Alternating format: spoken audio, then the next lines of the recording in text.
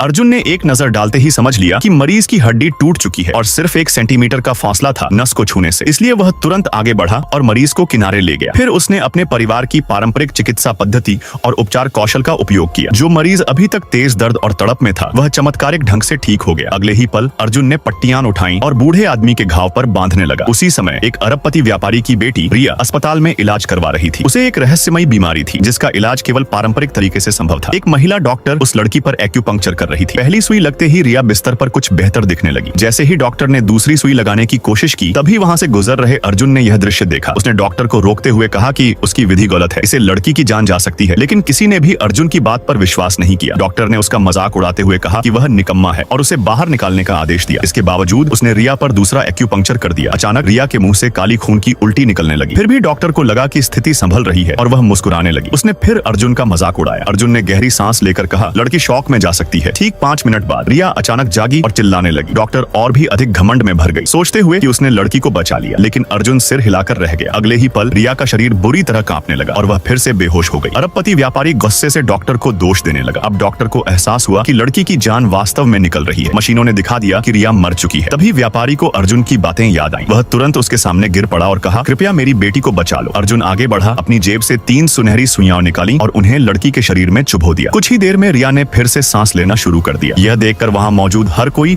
अर्जुन की चिकित्सकीय कला से दंग रह गया। नेक्स्ट